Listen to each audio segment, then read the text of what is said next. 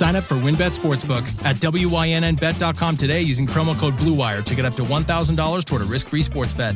Offer subject to change. Terms and conditions at WynnBET.com. Must be 21 or older and present in the state where playthrough WynnBET is available. If you or someone you know has a gambling problem, call 1-800-522-4700.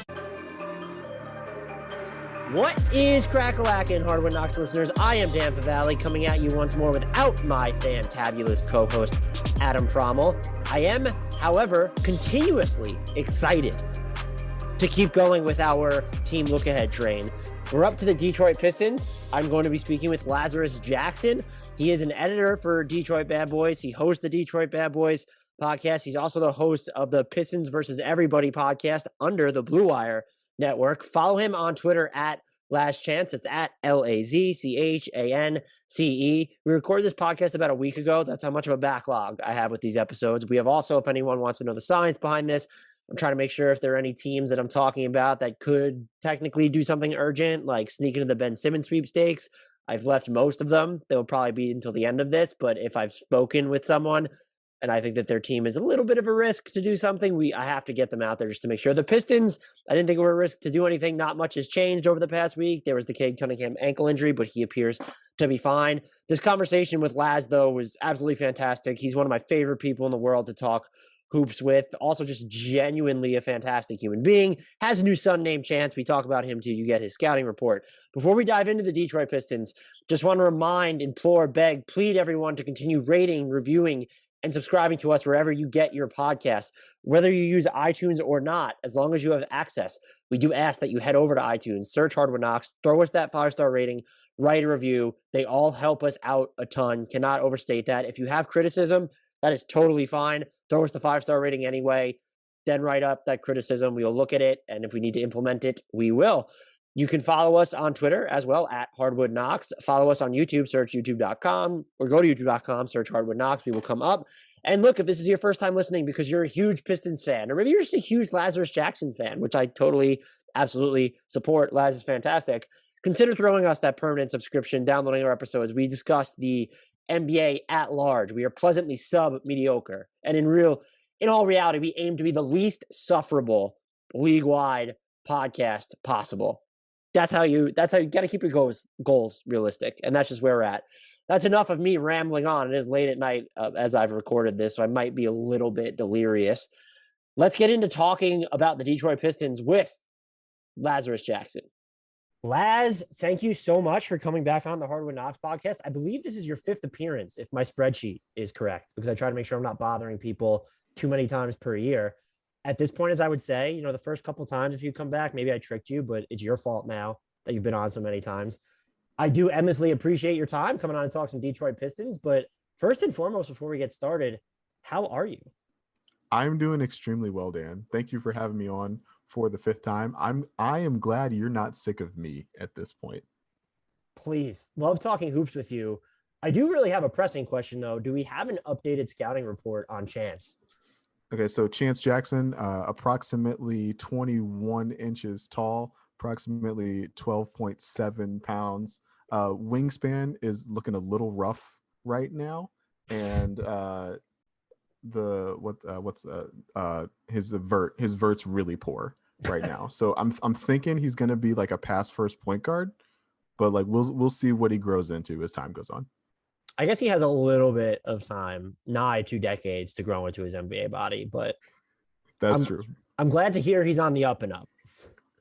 We're gonna get there. I gotta order the like little plastic basketball hoop you put in every little boy's room, right? Are you gonna let him choose his allegiances, or are you just raising him as a flat out Pistons fan? Oh no, he's gonna be a Pistons fan.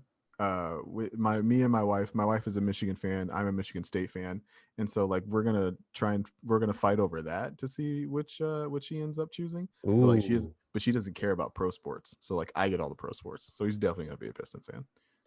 I guess that's good for you, but it's also like you're inflicting that heartache on him. It almost feels mean. Well, it's like I'm not making him be a Lions fan, right? Like there are worse. All things. Right. Yeah. That's a good compromise. The Pistons, though, they had an offseason. I'm curious as to, before we sort of get into more of the granular nitty-gritty stuff with them, were there any major thoughts, takeaways, themes, etc. from their offseason that you just are thinking about as we lead into the regular season. And I did put this in parentheticals when I sent you the outline, which since the last time you've come on, I've actually shortened my outlines, even though they're still like 500 words. They used to be double that. If you can explain why Corey Joseph has a player option, I will love you and appreciate you forever until the end of time. Troy Weaver really, really values relationship building across the NBA. And that is why that's why Corey Joseph has a player option. That's why Blake Griffin is playing in Brooklyn right now and the Pistons have, if I remember correctly, $39 million worth of dead Blake Griffin money on their cap. That is why they have approximately $4 million worth of dead DeAndre Jordan money on their cap right now. Because Troy Weaver likes doing favors in the hope that like those favors come back around. Well, is that like, I think it's interesting because like we have been so conditioned over the last couple, we as like consumers of NBA Twitter and like fans have been so conditioned to properly appreciate GMs who play like the red paperclip game, where the thing where you like trade a red paperclip for a pen, and you trade the pen for like a frog, and you trade the frog for another thing, and you end up with a house eventually. It's like we've really been like instructed to like value GMs who like treat every transaction with like a lot of meaning and like get the most out of all the assets available to them. And Troy Weaver like just does not like play that game. He doesn't care about any of that stuff. He's a people person. He cares about the people that he's got on his team. And so like he's willing to do stuff like eat, $40 million worth of Blake Griffin in order to get the team he wants. So far so good. It's been 1 year. We'll see where things go. I will be the first to tell you he got a little bit lucky with the plan by getting the number 1 overall pick, right? Like that is like yeah, all the plans look great if you just like get the number 1 pick in a year when it's a good year to get the number 1 pick. But so far like things look like they're on the way up in Detroit. The thing that I think surprised me most about their offseason was the Sekou trade, and I'm wondering if that surprised you at all. And I think you were pretty vocal during the season, and even in the most recent pod you recorded about how you don't really see what Sekou is an expert in. And I think I would have gotten the move more if there was like a next prospect up type deal. But where are those minutes? Like, is it Trey Lyles? Like that was the alternative. It's been framed that way on Twitter. You talked about it a little bit. How did you feel about that decision? I wasn't surprised or disappointed. Especially after the summer league Sekou had, right? I think he made like only 1 3 in like 4 games and looked to be really improving defensively. But at the same time, like his offensive role was like, he's always just been a guy who cuts into space and runs down the floor in transition. And that's really all you can count on him to do offensively.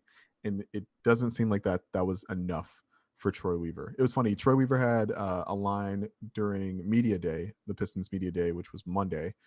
He said, if there were 10 players on the roster I really liked, I would have stayed there. They would have stayed.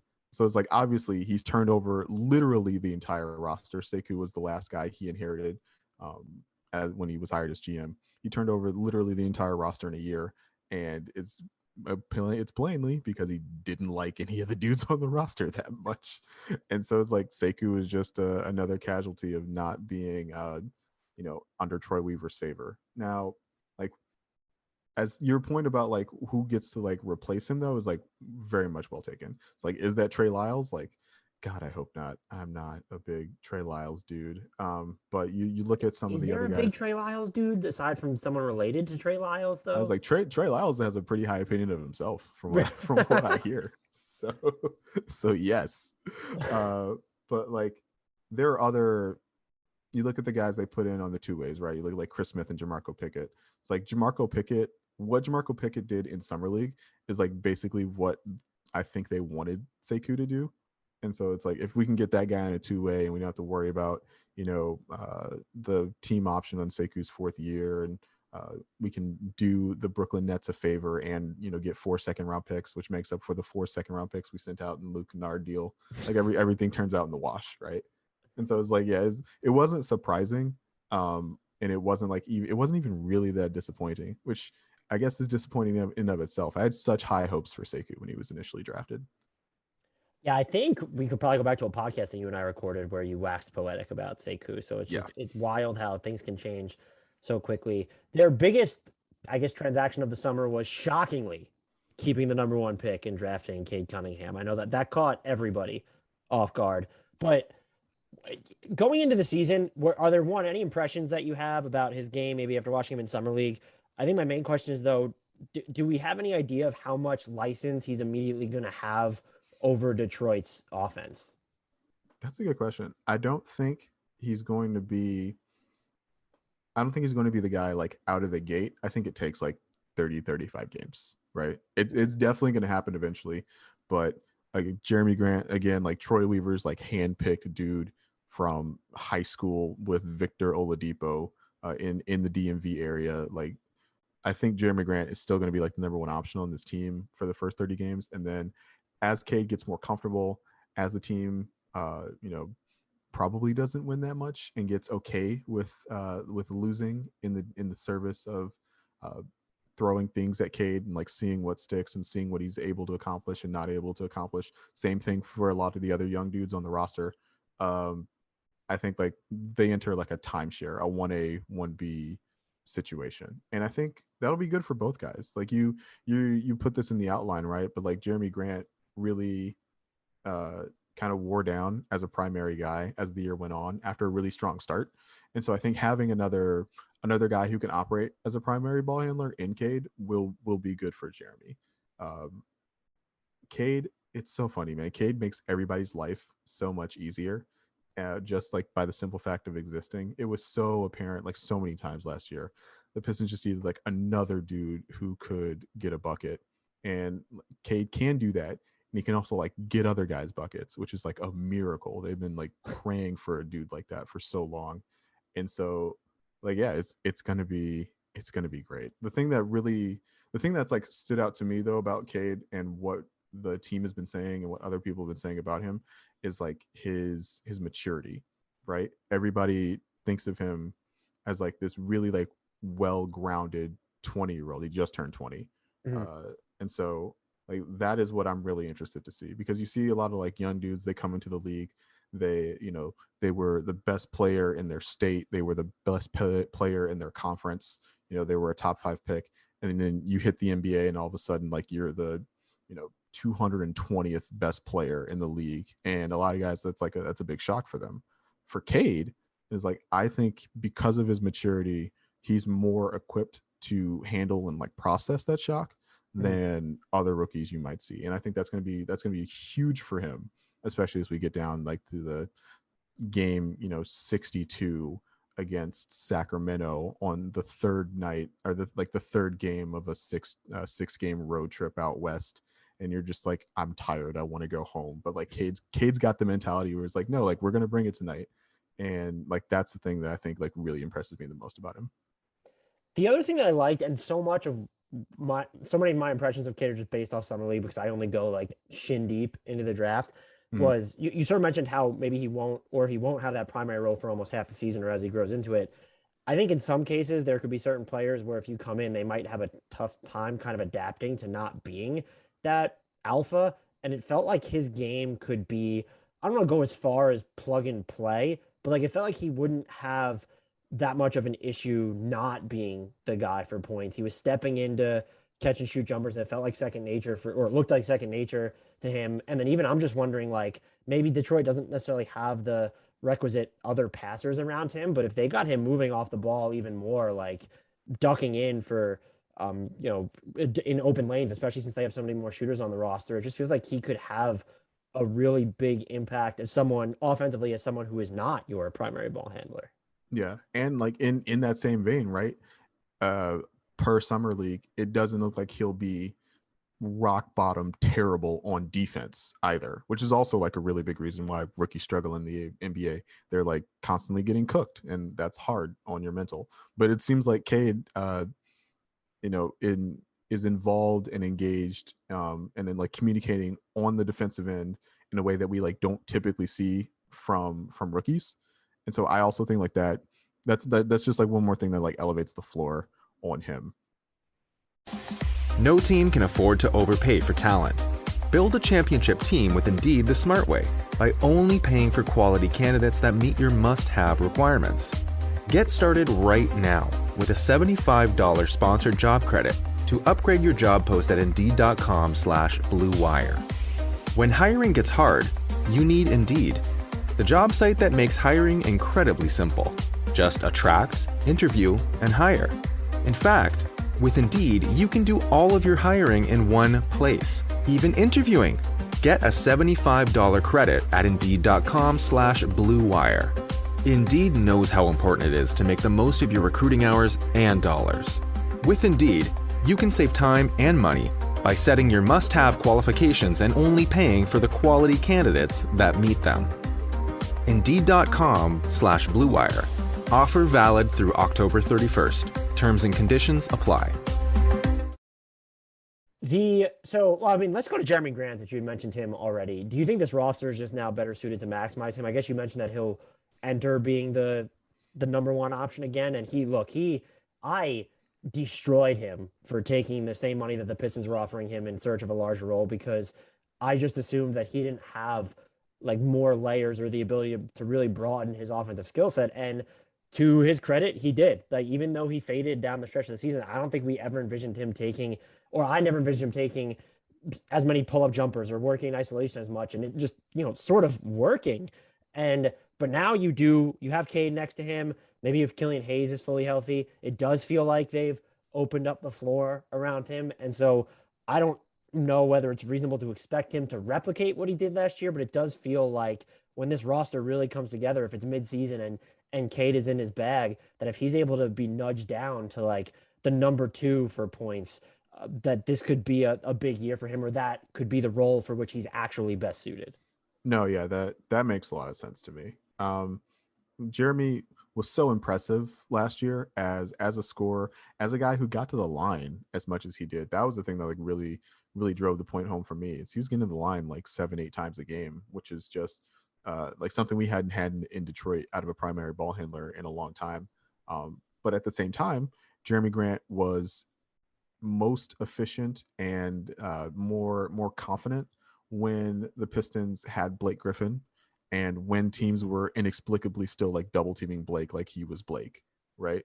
Mm-hmm. And when Blake left, when Derrick Rose left, or when Blake left and Derrick Rose was traded, I should be more honest.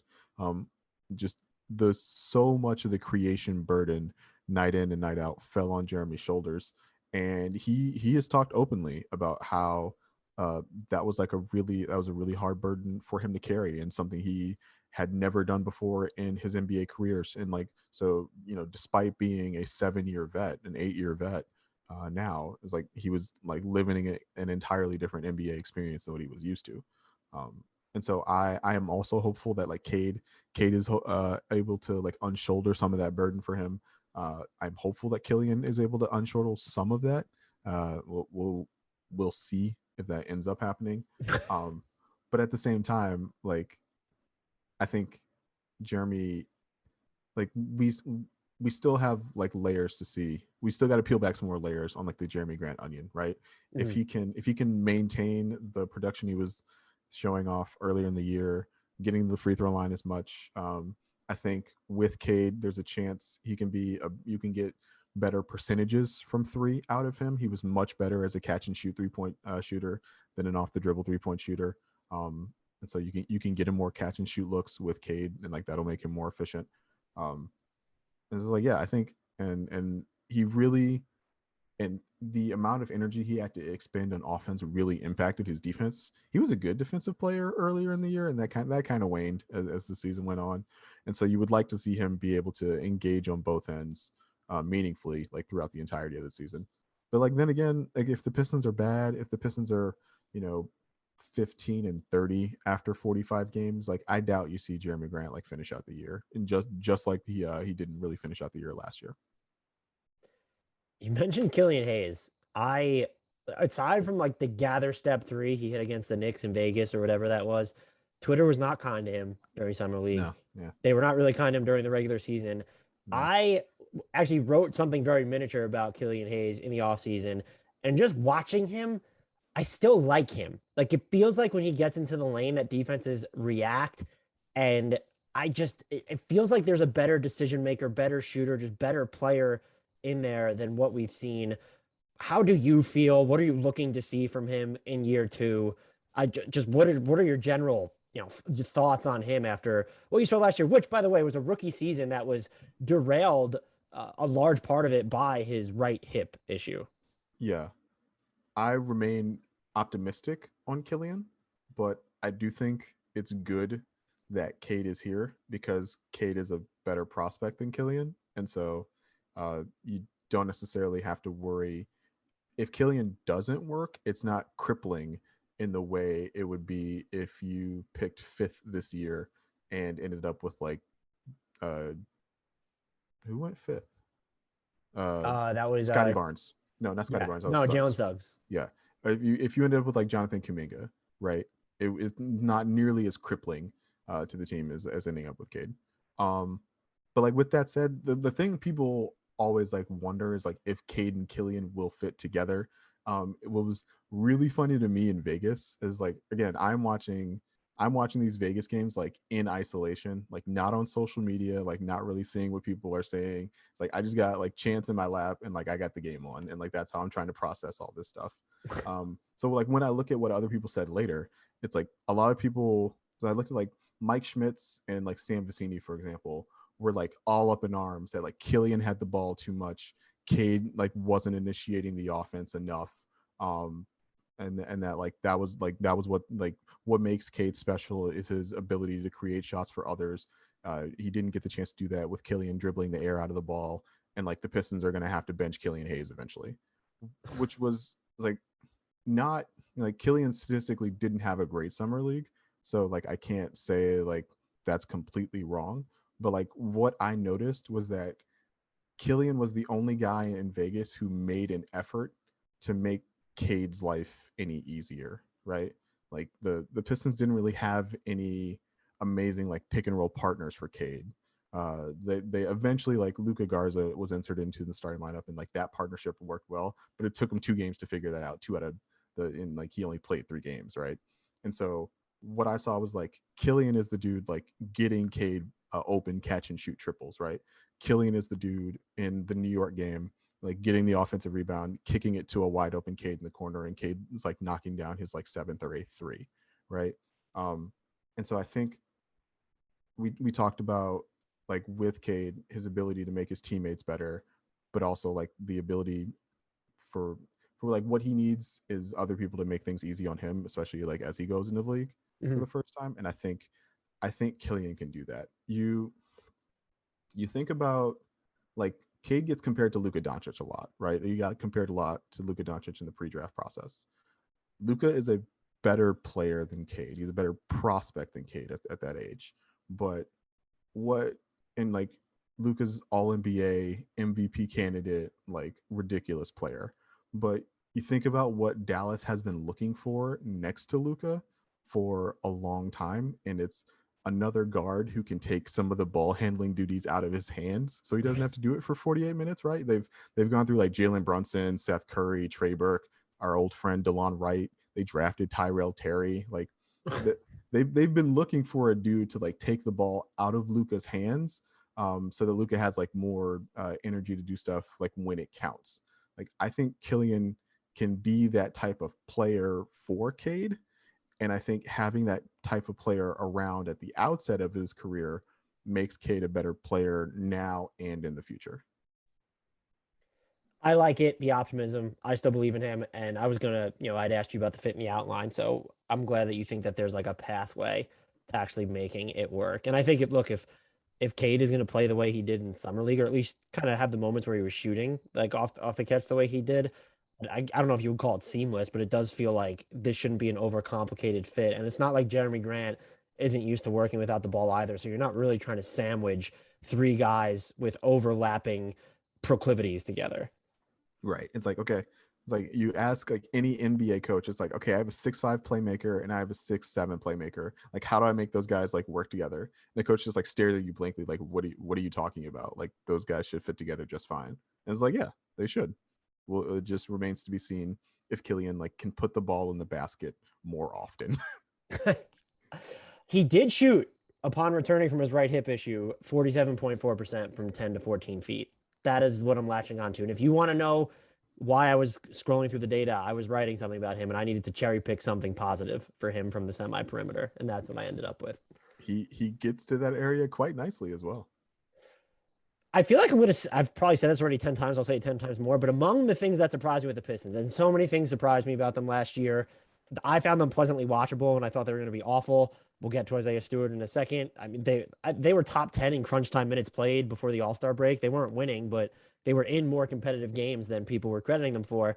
Saddiq Bey might have been the biggest surprise to me. Just a much quicker decision maker on offense, and there were more ball skills there. Not where I would be like, okay, let's put him in isolation again and again, but he just has some like spins and misdirections, and no, it's not always clean, but I just never viewed him as that type of player. And he seems so willing to get up threes on offense, just like there was real volume there. Do you think the Pistons are going to try and plumb more of his offensive depth, or does the addition of Cade and a healthy Killian kind of shoehorn him into more of that accessory duty now? I think they'll try. You kind of have to try, right? They tried it a little bit in Vegas in Summer League. It didn't go amazingly. It went fine. I go back and forth on that, by the way, because I always like Desmond Bane in Memphis getting to run all these pick and rolls. I'm like, they need to try that. But then I'm like, all right, well, look at the rest of the Summer League roster. This is why Desmond Bane is running all these pick and rolls. Right. It's like, It's like, if there's anything there, if there's any there at all, right, that makes Saddiq a much more valuable player if he can shoulder even like a little bit of creation stuff from Cade, from Jerami, from Killian. That's so useful that you want to see if you can do it or not. And ultimately, I don't think there will be like a ton of that stuff this year. Physically, Saddiq is more of like a bully ball, like kind of bull you over, post you up, like spin around you, and one type of guy, rather than like a guy who's going to like move on the catch, like take two dribbles and kind of like glide to the rim and finish over somebody. So like physically he's like a little bit limited in what he can do as far as like an off-ball guy. But like we've seen like not amazing NBA athletes still end up being like good creation guys. I'm thinking of like Chris Middleton and like DeMar DeRozan through pure like skill and touch. And I think Saddiq has an opportunity to get to like some of that stuff. I like Saddiq a lot. I don't think the addition of like Cade like puts any kind of like limit on his game. I think he's just going to do like what he's asked to do and like what he thinks the team like needs to do for him, for what the team needs of him in order to win. And for now, that's going to involve like a lot of like catch and shoot threes. But like I hope it's an area of his game he ends up developing, just because like I said, if there's any there, it's so valuable. But yeah, Saddiq's really good. Are they going to test him? I know they have Jerami Grant here, and I also know he was a rookie that season, so I'm trying not to read anything, but are they going to test him a little bit more defensively? Because I was just kind of surprised, like when you look at a lot of the matchup stuff he did last year, it didn't feel like he was baptized by fire or thrown to the wolves as often as I thought that he would on a team like Detroit. They put him in position to succeed a lot. He's not like some like on-ball stopper. He has trouble with like smaller, quicker dudes. And so I think how you get the most out of him on that end is you continue to like put him on bigger wings, and maybe the answer could even be like sliding him up to 4 and seeing like him leverage that like strength with that athleticism, like against guys cutting the basket against some like bigger wings as a rebounder. He was an okay rebounder, not an amazing rebounder, but he has great rebounding technique. But like so often he was on the perimeter and like not able to use it. So I think that there's a chance you see him like slide up in some lineups and get better use out of like his skills on defense that way. When we recorded this podcast last season or before last season, I'm pretty sure I dumped all over Isaiah Stewart. I just was not high on him as an NBA prospect. He moved so well on defense. He impressed the hell out of me. They experimented with him taking shots from 3. Pistons fans in Hardwood Knocks' YouTube section have claimed that he is going to be an all-star one day. Is he going to start this year following the departure of Mason Plumlee? And what are you sort of looking to see from him this season as a sophomore? So to be fair to you, I was also not super impressed with the Isaiah Stewart selection, and he just like immediately like outstripped all of my expectations for him. And so like, yeah, do I think he's gonna be an all-star someday? Like probably not. I thought you were gonna go with probably and just stop. I was like, wow. Does that make me a bad Pistons fan if I think that like it always surprises me, like even in YouTube comment sections, who people cape for. And it was just, I thought we were high on Isaiah Stewart in the middle of the season, but it turns out we weren't high enough.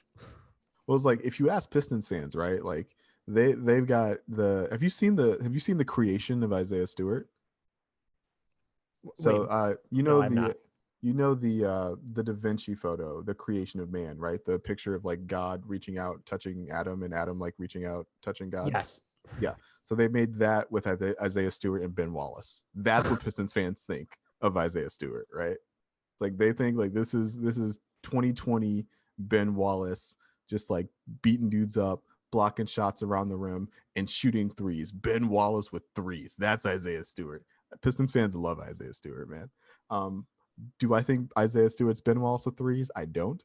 I'm encouraged though that Ben Wallace is like apparently hanging around the team and like willing to mentor Isaiah. That's really cool. He was at training camp today. It's like and he's going to be around more often. It's like that's dope.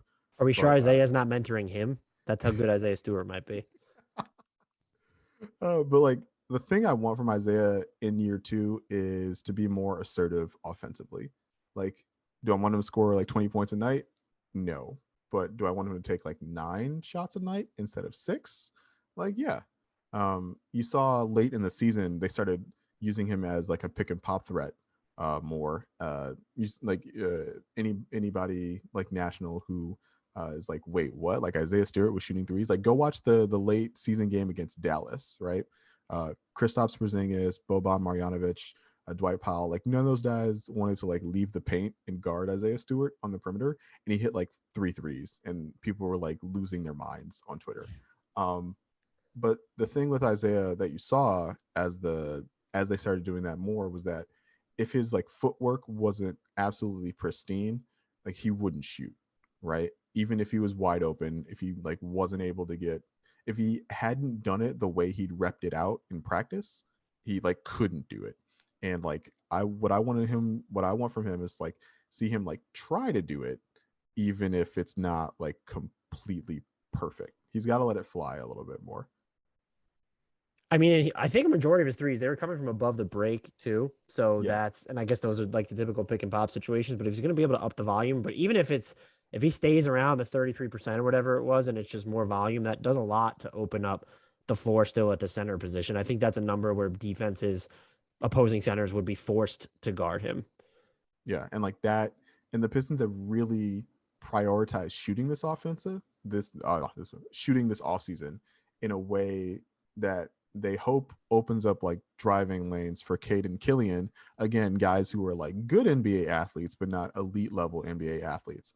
But like even like Cade and Killian can get to the rim and score if your big has to leave the paint to worry about Isaiah Stewart on the pick and pop, right?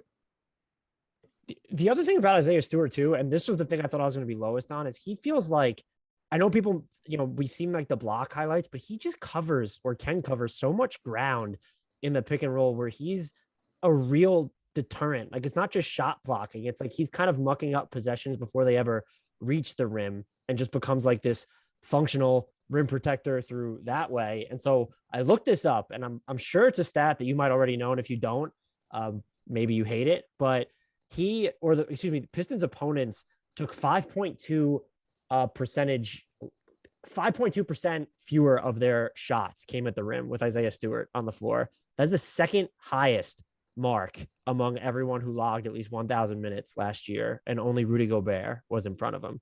So the opponent frequency with which they attempted shots at the rim dropped by 5.2% with Stewart on the floor. And watching it, it's like, no, I don't think he's the next Rudy Gobert. But watching the way he can kind of play on defense, and which is something I clearly just never saw before, he actually took the floor for the NBA.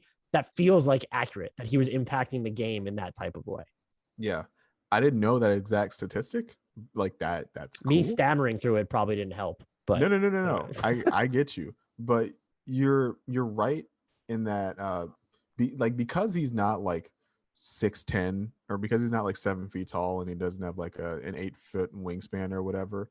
It's people don't think of Isaiah Stewart as like a rim protector or an amazing defender, but he does have a really like wide wingspan for his height. I believe he's listed at 6'9". I think his wingspan is like 7'4". So he's got like a plus 6 or 7 wingspan, and his hands are huge and real strong. And so like you could see times where it's like if he gets his hands, if he's like swiping on as he retreats on the pick and roll, like that makes an impact on guards, because they're like, oh crap, like he could definitely bust up me trying to snake this pick and roll. And so they have to take that into account. So that statistic does not surprise me. It surprises me like it's at that level, but like, yeah, I would have believed it. Also, like Mason Plumlee was not an amazing rim protector for the Pistons last year. They might have something to do with it as well. I mean, Mason Plumlee is just not a good rim protector in general, I don't think. Yeah. Apologies if you answered this already, but I'm assuming, I know they signed Kelly Olynyk, but getting rid of Mason Plumlee, I would think sort of implies that Stewart will start if his ankle is good. And do you expect him and Olynyk to log time together? Yeah. Yes, I expect Stewart to start. If not immediately, then like eventually, like within the first, if not like game 1, within the first 10 games, right? And Dwayne Casey did say during media day that he expects that there will be some Canadian beef stew lineups available for the Pistons. They will play Olynyk and Stewart together. I'm interested to see how those lineups go.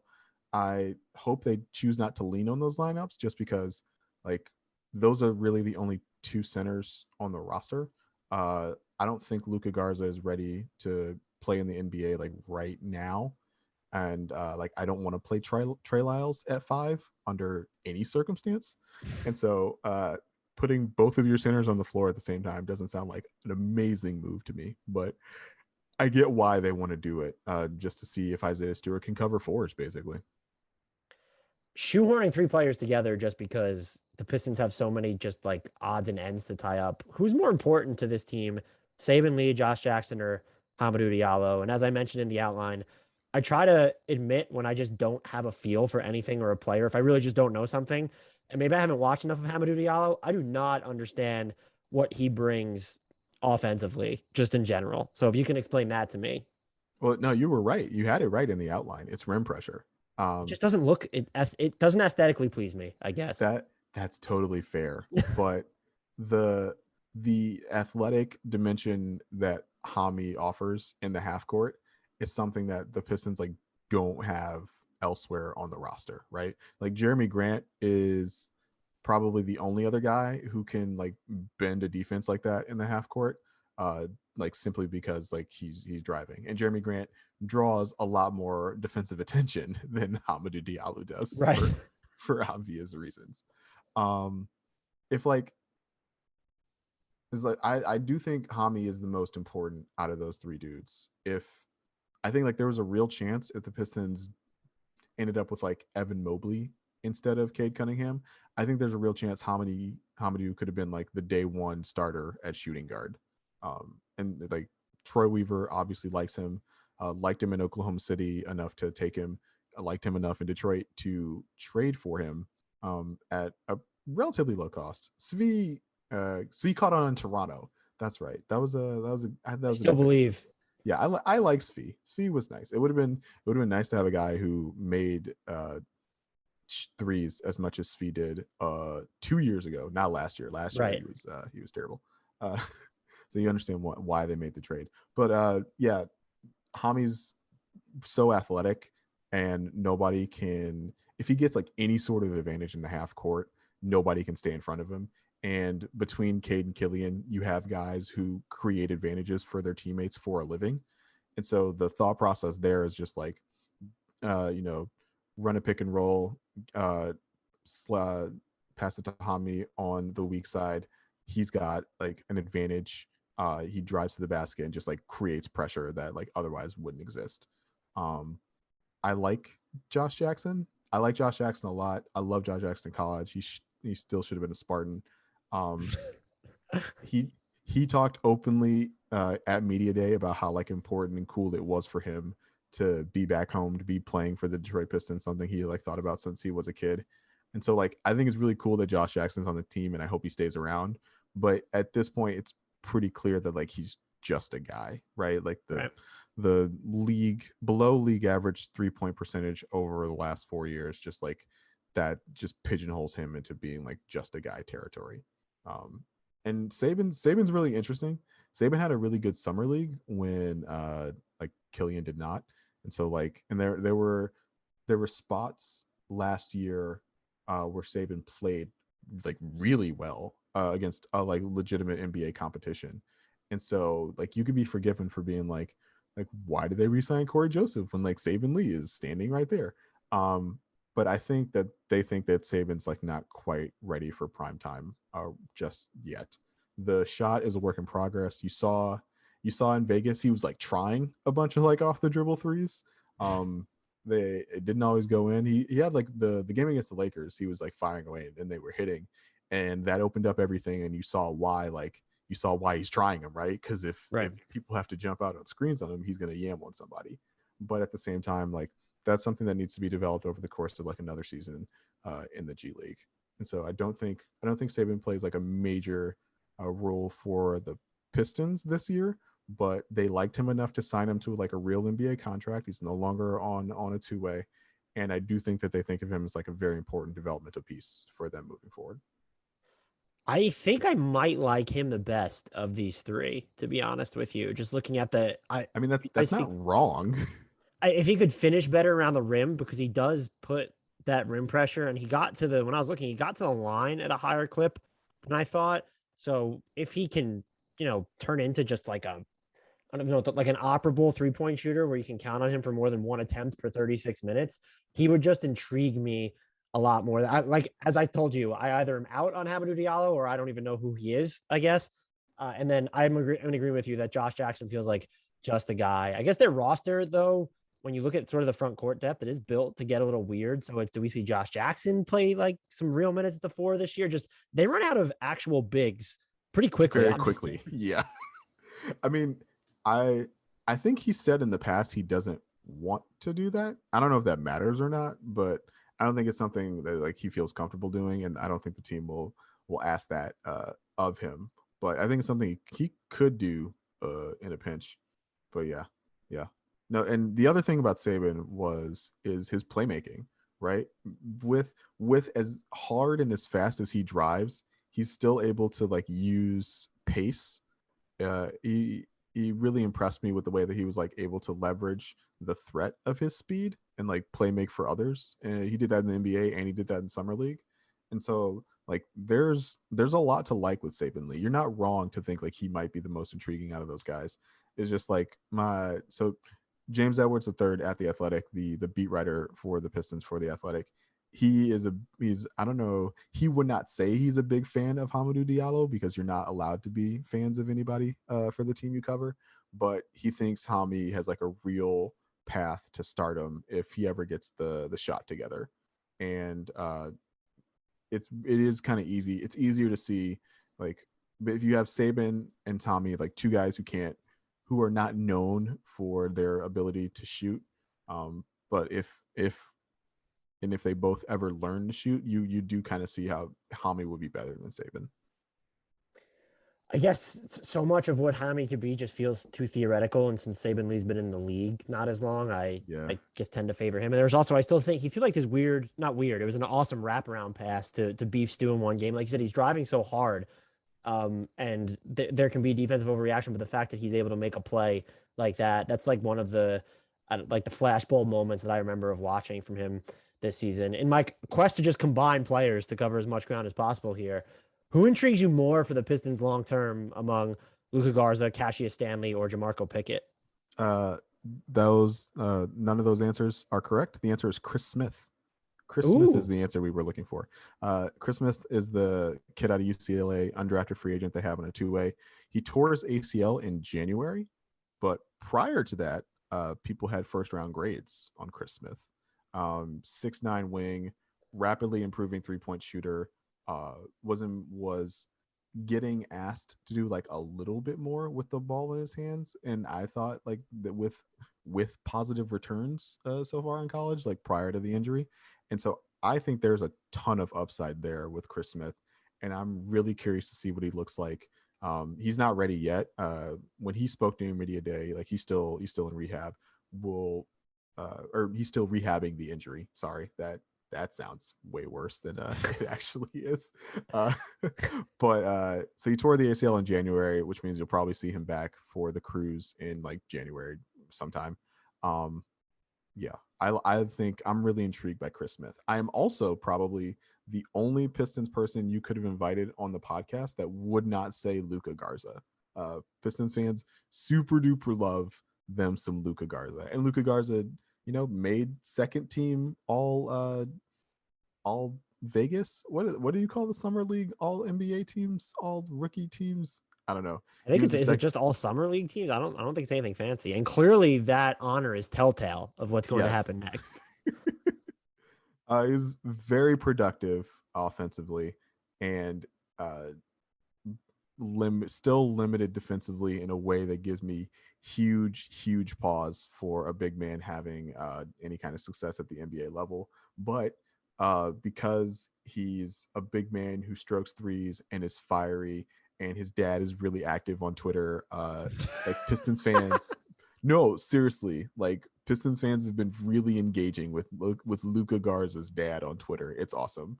But like Pistons fans love the guy, and so I'm willing to see what he's got. I just remain like I've seen players like Luka Garza fail in the NBA so often that like I don't know if Luka Garza is like that 1 in a million dude. But I'm totally willing to give him the chance, though. Like, he works his butt off. The summer league thing was he lost 30 pounds in preparation for playing in the NBA to, cover more ground. And it kind of seemed like sometimes it was like working, but like, again, it's summer league. And like when you get to actual NBA competition, even actual like bench players in the NBA are much better than the competition you face in summer league. And so like, I just remain doubtful. So if you're just like squeezing together like all the dudes the Pistons have in the 2 ways and the guys that took in the second round, Chris Smith is the one with the most upside for me. What is the lowdown on Isaiah Livers? He has 2 guaranteed years, I believe. Am I wrong? And so do they just really trust that once he's healthy, his shooting is going to translate? I think so. Yeah, he was an elite level college catch and shoot 3-point shooter. And so like I think there's a huge potential for like a thoroughly unremarkable 10-year NBA career for Isaiah Livers, right? Isaiah Livers has enormous Tony Snell energy. Ooh. Except maybe he'll actually shoot it. It feels like Tony Snell is so low volume.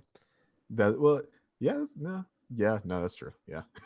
Except he'll actually shoot it. We've reached the cookie cutter portion of the podcast, which are the staple questions I ask on every single preview. I know this is a question that's always loaded because things will change as the season goes on, but leading into the year, who would you bill as the player most likely to get traded from this team before the deadline?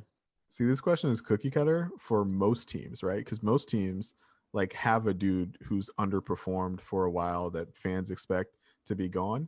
The Pistons have traded everybody and brought in a whole new roster over the last 12 months. And so like, I don't know, man, a lot of these dudes could get traded.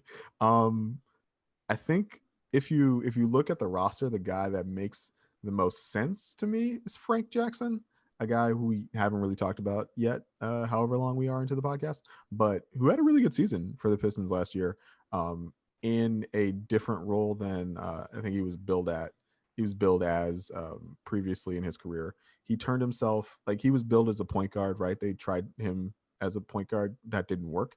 So he turned himself into a Langston Galloway clone, and that worked much better for Frank and for the Pistons. He only makes $3 million a year. Lots of teams could use a Langston Galloway clone for $3 million a year.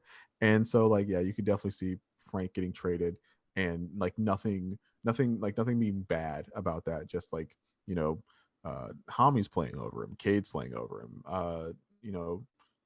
Killian and Cade and Kojo are all in the backcourt, and just like Frank's not getting any minutes, and another team could use the scoring, right? Like nothing wrong with Frank. It's just like it's NBA business. Yeah, I mean, look, they're like not really built for a trade. Their highest paid player is Blake Griffin's dead money, and Mhm. then their fifth highest paid player is Killian Hayes at 5.6 million. I would have went with Josh Jackson just because of the expiring contract, and maybe he has an outlier season from three or continues to show a little bit more discipline on defense. And if they don't view him as like a long term keeper with this team, when you have Cade, when you have Saddiq Bey, and again, he's entering free agency. Do you not necessarily want to pay him? And then of course Jerami Grant, as I mentioned. So I just he would be my default, but I do think you're right. Now, sort of parsing through this team, there's not like an obvious answer. There might be one of the few teams that where this is the case. Yeah, I will. So okay. We'll pause. Let's go off script a little bit. A lot of people ask about like what's the possibility of the Pistons trading Jerami Grant because they see that Jerami Grant uh, will be 30, when this Pistons team is slated to be really, really good. And they think like, okay, well, you trade Jerami Grant for immediate help or like more draft picks, more darts to throw. And again, we got to go back all the way back to the beginning of the podcast. That's not Troy Weaver's MO, right? Like Troy Weaver is not a guy who's going to trade the guy he's known since high school for, the 15th overall pick, like just to have the 15th overall pick. He like really values like what Jerami Grant like brings in terms of like as an example to other young dudes of what you can accomplish in the NBA if you just like work your tail off, right? Like Mhm. you can point to like process Jerami Grant, right? And like where he is now. And like I said this last year, is like if like that's what you point to Jerami Grant every day in practice and say like Sekou, like if you work your butt off, like you could be this dude in like 6 years, but like you have to put the sweat equity in. And it's like now you point to Cade, right? And say like, hey, like if you work your butt off, like you can improve as much as Jerami Grant did in his like 6 years. And if you do that with like where you're starting right now, like who knows what type of player you could be, right? And so like, yeah, I don't think Jerami Grant is going anywhere. Stop asking. You didn't Hey, I didn't ask, ask you. but Stop yelling at me. Jeez. Uh, you didn't I ask. Other people, stop asking. I will say this. So when it comes to wings that can be more plug and play, I'm sort of the mind that even if they don't necessarily align with your timeline, you keep them anyway because they can be a part of whatever ecosystem that you build. And Jerami Grant is, looking at this, two things here is one, he clearly isn't impacting or making enough of a positive impact to stop you from getting a high lottery pick. We saw that last year, and you can always shut him down if the Pistons are not good or great, but like iffy or something this year. And the second thing is he's already kind of making a pay grade where he's not going to get more than that when his contract is up to me, because that'll be his age 31 season he'll be playing off of, I think, or whatever. And so if you have to pay him similar, or if you can just pay him to come back and be part of a better team, and he doesn't necessarily disrupt the dynamic, or he proves that he could fit with some of the young guys you're already trying to build around, I'm all for that. Whereas if we go, let's use Houston as an example, I would trade Christian Wood if I were them, because I think that his value is at an all-time high. Yes, he can certainly play with anyone on offense, but they seem a little bit further away. And because it doesn't give you enough defensively, and you have like all these other guys to think about. So it's a little bit, when I look at bigs, it's a little bit different. But with Jerami Grant, I flamed him joining the Pistons last year. So this is not me taking a victory of that. But I think that thought process, one, people get too caught up in it. It impacted Shai Gilgeous-Alexander to some extent right before the draft. It was like, oh, should they trade him because he's about to get paid? Like, no, Shai Gilgeous-Alexander's fucking 22 years old. Like, he is your timeline. And no, Jerami Grant's not your timeline, but he's so plug and play, or just so easy to fit in whatever version of the Pistons that you're building. Unless he asks for out, unless you're bowled over by an offer and he also wants to go to that team, because as you said, Troy Weaver's known him for so long. I just don't view that as anything that needs to be urgent or even really considered, even though I do think in some cases there are players where that might be a valid thing to ask or consider. So you brought up Shai. So now I want to ask you a question. Can I like turn the tables on you, Dan? Yeah, please. Would you have done Shai and 6 for 1? Shai and 6 for 1. Josh Giddey went at 6 for reasons I still can't explain. Yeah, not Josh Giddey, the 6th overall pick. Let's go with that instead of Josh Giddey. I mean, maybe you draft Kuminga in that spot. That's tough. First of all, I would be shocked if the Thunder actually offered that to me. Mm-hmm. I don't necessarily care about having to pay Shea right away if you were the Pistons in that scenario, but that Mm-hmm. also does infer if you're making that. I don't know. Would you have? I don't think I would have. I would have taken the mystery box with Cade, but it's pretty close. Where did you land on that? I would have also not done it. I would have also taken the mystery box. I think there's a very good chance that Shea and Cade end up as like roughly equitable players, right? Like uh there's a world where like Shea is like the 17th best player in the league and Cade's like the 14th best player in the league, and like everybody's happy with that result. And like you talked about the contract timeline not uh was not perfectly in alignment, but they could have made that work. I wasn't really worried about that. For me, the deal breaker was the fact that like they had the 6th pick and not like the 3rd pick, right? Right. If it was like Shea and Evan Mobley for Cade, like now that's a way harder decision, right? I think Evan Mobley is a really intriguing prospect. Unless you're I'm a trying to little, play him alongside Jared Allen, in my yeah, opinion. I so I talk to the Chase Down guys like very often, and like they're enthused about the season as everybody, but like even they are just like, man, like what what are we gonna do with like Lauri Markkanen and like Jared Allen and like Evan Mobley is like together, like what is Play those this? 3 with Kevin Love, and there you go. I think everyone is just kind of pretending Kevin Love isn't there anymore. It's He like, looked, I ooh, don't know if you saw him on media day. He looked like he aged 15 years over the past season. Like he just looks exhausted. Like, why am I still in Cleveland? I knew it was bad when like Jerry Colangelo said like, yeah, like we love Kevin and he's been a big part of like what we've been like doing for the Olympics for the last 6 years, but like he can't come to Tokyo. It's like, oh no, this is bad. Did you Like see Kevin what must he be in a said rough about shape. that on the shop? No, what did he say? It actually wasn't him. He was on an episode, and Wanda Sykes was on the episode. And so she said, "Here, I'll say it." And she stares into the camera and says, "Fuck Jerry." It was so funny. You need to look up that clip, or I'll DM you it. It was hysterical. Oh, that's amazing. Yeah, I gotta find that. It's, I wasn't as high on Evan Mobley as the consensus, but if we're talking, if it was Jalen Green, Suggs, or Mobley that you could have paired with a Shea, it does definitely make the decision in theory a lot harder. And it's so weird.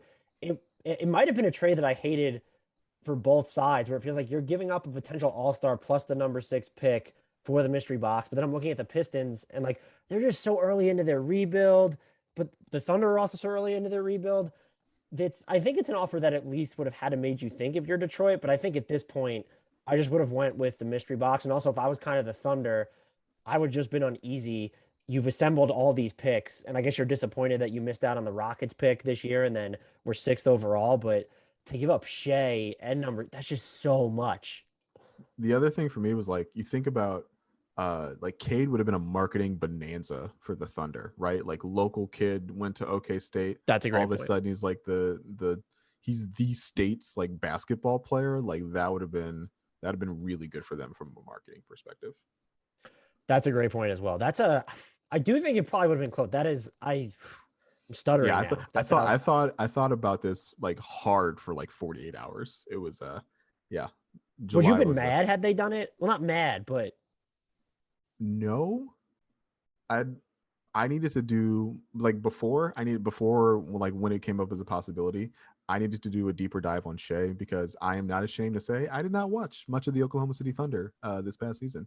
And so I knew he was good because I knew people I respected would not shut up about how good he was, but I hadn't like seen him play, and like I didn't know like just how good he had gotten in the ways that he has, and like I would not have been disappointed to add Shea Gilgeous-Alexander to the Detroit Pistons, even at his post-rookie max number. Like that is a really talented, very high upside, very high character NBA player who much like Cade could fit in a multitude of circumstances and team environments.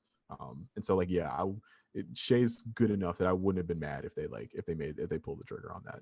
Yeah, there was look, and I think I've reiterated this stat like a zillion times, but 90% of his shots went unassisted last year, and the efficiency he put up on those anyway. And then you just look at the talent that was around him for most of the year, mind melting. I think one of the other reasons maybe you don't do it, and I know you get access to the medicals, but it clearly wasn't just, and maybe it was the Thunder shutting him down just because, but he ended up not playing with Canada this year because of that plantar fascia injury. And so like, is that like, those are always kind of fickle, and you have to at least consider that when you're weighing a trade like this as well. No, for sure. Now I'm going to turn the tables back to you to ask you a question. What's this team's single biggest weakness right now, whether it's a player archetype, specific position, or a functional void, anything along those lines? So it's interesting, right? Because this team is bad. They should have a lot of weaknesses, but the structural like archetype weakness, I think they are just completely missing, and I've been yelling about for like the entire offseason. They are missing a vertical lob threat, right? They are missing a rim running shot blocker type of guy. Stewart, we talked about Stewart as a rim protector, but he does that with like verticality and positioning and strength and like hands and wingspan. He can catch lobs, but he's not a lob threat. Teams aren't treating him like he's like lobs to DeAndre Jordan, right? And the Pistons like really made an emphasis on opening up the lane for Cade and Killian this year by adding a bunch of shooting.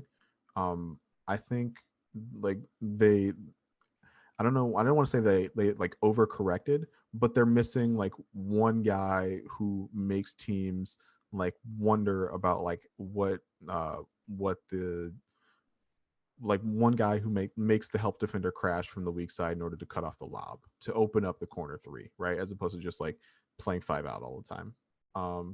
It was personally just tragic for me on draft night when the Pistons didn't take Jericho Sims after that picture of him at the pro day where like he's putting his elbows and his like face above the rim on dunks.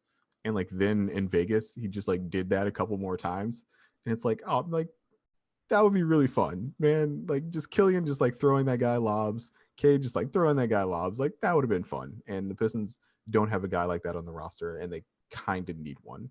Like that's not like that's as a weakness. They definitely don't have that. So you're saying it's not Kelly Olynyk? No, yeah, Kelly Olynyk, not bouncy. And I guess they just actively decided that they would rather, because most of those guys who can do that are also not going to space the floor. And it seems like they've placed a premium on just opening up the floor in the half court. Yeah.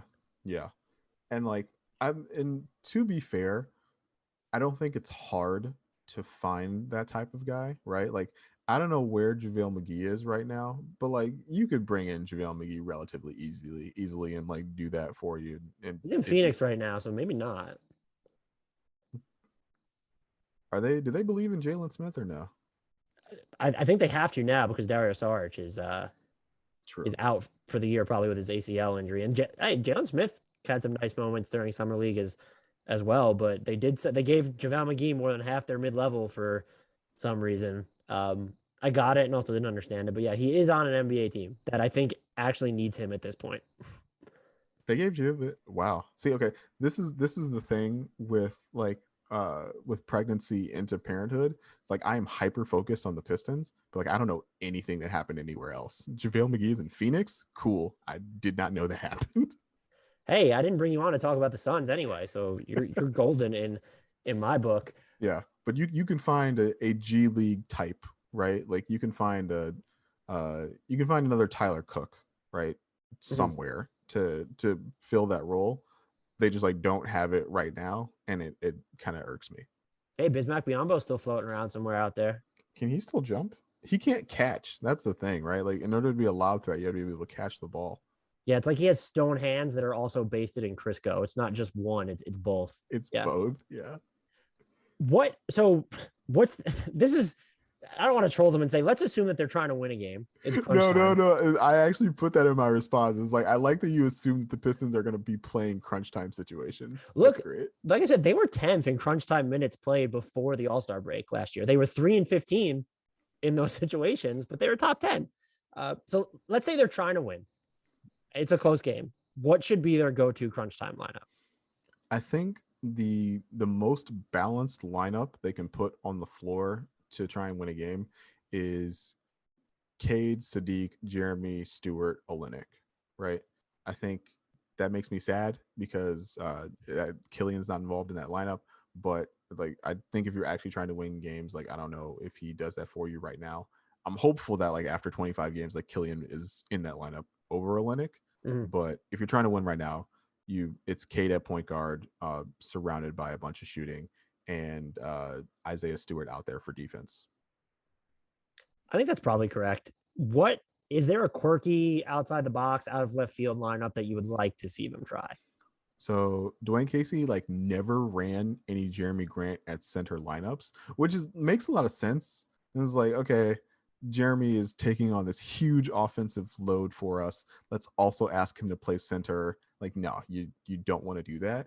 But something like Killian, Hamidou, Cade, Saddiq, Jerami, like that'd be really fun to watch for like 2 minutes, right? Just like get up and down the floor. Jerami is like kind of playing center. Everybody's just like gang rebounding, and we're just going, right? Like that would be fun. It would never happen, right? I think Jeremy's the only vet in that lineup, and Dwayne Casey wants like pretty much at least like 2 vets on the floor at all times. And B, like Jerami Grant's never playing center for this team, but it'd be fun. Well, to be fair, they do run out of bigs pretty quickly, so maybe they'll be forced to put like. What if Kelly Olynyk or Isaiah Stewart or Trey Lyles has to miss a game? Luka Garza, baby. Oh yeah, that's right. You basically had mine. So I had Jerami Grant, Saddiq Bey, Hamidou Diallo, even though I don't understand him, Cade and Josh Jackson. Sort of let's go all wings and put Jerami Grant at the 5. And I'm always a sucker for, you can call them small ball lineups or just 5-out lineups with all wings. So that would be the one that was eerily close to yours. I would just like to see them try it, like you said, for short bursts. I remembered you had a proclivity for all wing lineups. I remembered that about you. Sucker for them, even when they don't work, which is a lot. Wait, so how do you feel about the Knicks rolling out like the all point guard lineup? I'm fine with it. Look, like Kemba, Derek, Miles, Quentin Grimes, and who else? Oh, one more point guard. Elfrid Payton's not in New York anymore. Wow. Elfrid Payton's also in Phoenix. I apologize to the timeline guys for not knowing anything about their team right now. But did you mention Quirky? No, there you go. Quickly. Yes, perfect. 5 point guards. Or how about 4 point guards and RJ? Because I'm very concerned that RJ is not going to get the on-ball reps that I think he needs to reach his peak in the NBA when you have Kemba, Rose, Randall, Alec Burks, Evan Fournier, etc. So the answer to that is to put him at center. Definitely. I get it. Yes. Let's try it. No. Look, I don't think this is the Knicks podcast. I just don't think we're talking enough about that the Knicks completely got rid of their best perimeter defender in Reggie Bullock, leaned so far into shot creation. And a lot of people thought their defense was lucky to begin with when you look at opponent 3-point percentage. And all of a sudden you look at their roster, RJ Barrett has to, I would assume, defend the toughest perimeter assignments now. It's just, who else are you throwing at them? Evan Fournier? I hope not. Yeah, no, that's not good. Randall made strides as a defender, but I don't know if he's the guy you like want guarding the Zach LaVines of the world either in crunch time. Yeah, that's kind of tough. Actually, now that this is a Knicks podcast, speaking of lob threats, what do you want from Mitchell Robinson? Hey, he doesn't look like he's gonna be healthy to start the season. So what are you willing to offer? I got we got nothing, man. That's the thing, right? Like going back to the trade question, it's like, I don't know, man. We got some stuff. We can't trade a first round pick because we owe a pick to Houston. Basically, like until they're a playoff team, they owe that pick to Houston.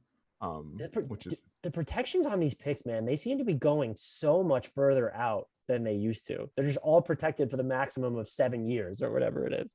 Yeah, and it's like everything turns into seconds eventually, and then if you protect it out to 2028, it's like you don't even have a job in 2028. Who cares? Let's do this, right? That's probably the thought process behind it. It's like Daryl Morey giving that extension to Eric Gordon, and like, I'm clearly not going to be here. You guys just made me trade for Russell Westbrook. But yeah, Mitchell Robinson, maybe not at like the 280 he said he was in that video, if he's like 260 instead of 280. But Mitchell Robinson is a jumpy jump guy I have my eye on if the Pistons do decide to go in that direction. I will say, I don't know if you do like Josh Jackson for Mitchell Robinson, but I would. I'm sure you would. I would not like it solo. I will say that we get a question every third mailbag here, whether Mitchell Robinson can be better than Rudy Gobert, just to give you a sense of where Knicks fans are at with Mitchell Robinson. Too bad he's stuck behind Taj Gibson. Yeah, and if he's not healthy to start the season, Tibbs might just bury him in general. Yeah. The Pistons, though, their current win total is set at 23.5. Are you taking the over, the under on that? And where do you see them stacking up in the East in general? So I would take the over on that. That number is like roughly what they would have won last year. And that's even taking into account the fact that they tanked super hard for the last 15 games of the year. First off, the reason I would go over is because I don't think they tank as hard as they did last year. Like, they might sit Jerami. I doubt they sit like Cade for 15 games, right? In order to assure a bad draft pick. That doesn't seem like what they want to do. Second, like, I think Cade is worth some bump in win total, right? Maybe not I don't think they win like 30 games, but I don't think they win like 23 games either. But they're still going to be really bad in the conference. They're still going to be like 13th or 14th in the conference. They're probably better than the Magic. Probably. I think you could probably say definitely. Do the Magic have a maybe Jalen Suggs, but do they have a top 200 player on their roster right now? Is Jonathan Isaac healthy? I don't care about Jonathan Isaac. That's fair. Yeah, I like what the Magic are doing.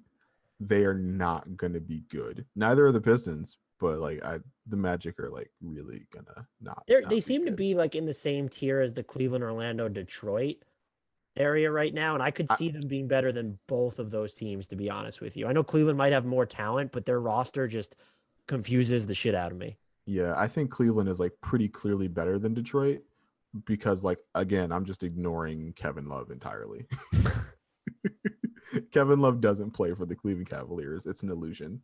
They have enough front court problems as it is, but they have enough talent. They haven't, like, their young talent is more established and more productive than the Pistons' current young talent. And so, like, I think it's pretty clear that they're going to be better. So that basically like just leaves Orlando, and I think they're probably better than Orlando. They get a chance to see pretty early on. I think they play Orlando in like the first 10 games, and so like that might be like the one of the like 3 wins they get in the first 3 weeks of this season. Yeah, and look, the other thing is they were the worst team in the East last year while winning at a 23 win pace. And so, do you really think that this team is, let's say, a full win worse than they were last season? No. I mean, like you talked about the crunch time stats and how they were playing a lot of close games and losing. Like, I don't think they play, like, I think they play fewer close games, if that makes any sense, but I also think they win more often. Does that make sense? Yeah. And I think I'm going to hit the over with them too. I'm going to give them the 100% vaccinated bump here. Yes. Literal competitive advantage to be 100% vaccinated. Yeah. I mean, if you're going to have certain people in Brooklyn potentially missing every single home game or what have you, and just in general, I just don't think that this team should be worse than last season. As you said, they probably won't sit Cade. I do notice as I'm going through like my spreadsheet, as I mark like everyone selected, I'm gonna need to start picking some unders. I've been very optimistic about every team's betting line apparently that I've covered so far. Chicago. What's the over under on Chicago? I actually do not have theirs pulled up, but I'm gonna tell you right now, I'm betting the under on them. Yeah. That team, I think they end up good, but that's going to take some time before stuff works out. And their best perimeter defender is a second-year player who's also hurt right now. Yep. So yeah, that's going to take some time. Chicago is their over/under is set at, as of this recording, 42.5, and they under. And there was also a report that stated they want to put the ball in Lonzo's hands more. And I don't know that the solution would ever be to make Lonzo a primary ball handler, but you also have DeMar and Levine on that team. And so that just sort of obfuscates the pecking order even further if that's your actual plan. Yeah, under. So yeah, I have one under. But I'm going over with the Pistons. That just seems really low. Maybe I'll just be dead wrong there. Is there anything or anyone I didn't ask you about with regards to this teams that you think needs to be covered? No, I think we covered basically everything. I think the thing I want to like end the podcast with is that like Troy Weaver has built a really Detroit team. They are going to be entertaining to watch, but not flashy. They're not going to win a lot, but when they do, it's going to be because they execute on like the principles of shooting and defense that they established for themselves at the beginning of the year. They are going to be slow. They're not going to get out in transition. They were 23rd in pace last year. Even with Cade, I don't think they get above like 15th in pace. In like that's like my wildest dreams. They're like a top half team in pace. But they will make you execute every single night. If you come into Detroit being like, oh, they're the 14th team in the Eastern Conference, like we got this, like you will get jumped on, right? And I think that fans like really understand and like that about this team. They really like the competitiveness that they show night in, night out. It's really easy for young teams to get kind of like bad juju around them because of all the losing. I think that the team is like full of a bunch of, like we talked about this, like Cade's mentality earlier. I think the team is full of a bunch of guys who like aren't going to like kill themselves. That's terrible phrasing. They're not going to beat themselves up because like they're on like a 5-game losing streak. They're going to play just as hard, at the, after a 5-game losing streak as they are after like a 3-game winning streak, right?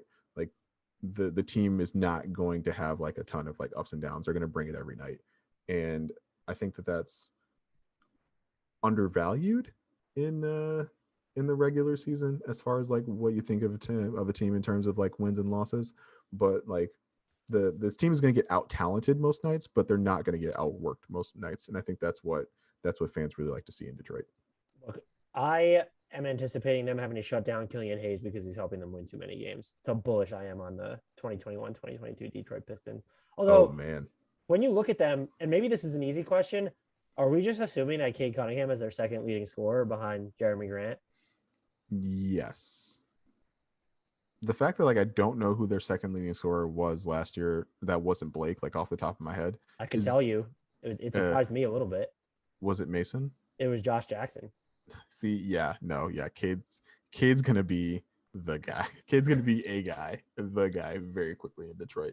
So like, yes, I think Cade's gonna be a huge part of the pecking order, a huge part of the offense, and that's gonna make real impacts for them. Josh Jackson, I would not have guessed that. Yeah, and Saddiq Bey, I believe, was right at. Yes, Saddiq would have been my next guess. Yeah.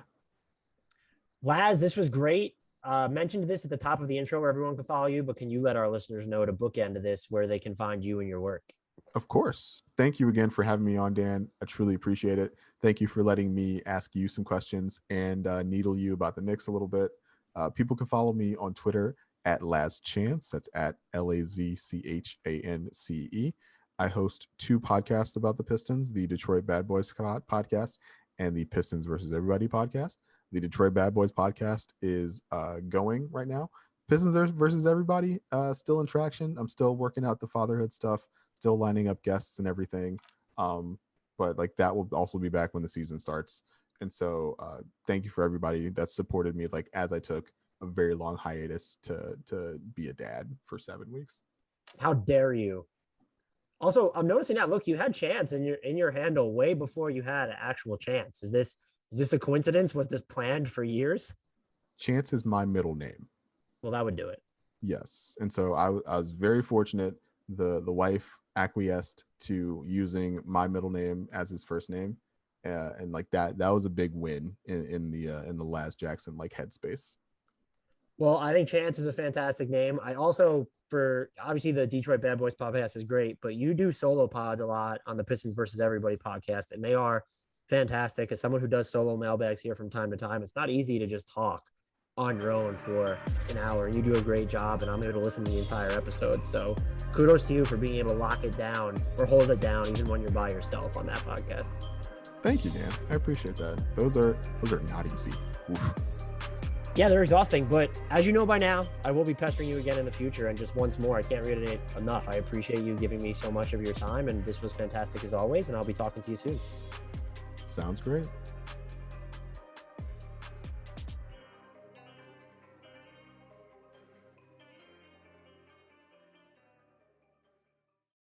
Sign up for WynnBET Sportsbook at WYNNBet.com today using promo code BlueWire to get up to $1,000 toward a risk-free sports bet. Offer subject to change. Terms and conditions at WynnBET.com. Must be 21 or older and present in the state where playthrough WynnBET is available. If you or someone you know has a gambling problem, call 1-800-522-4700.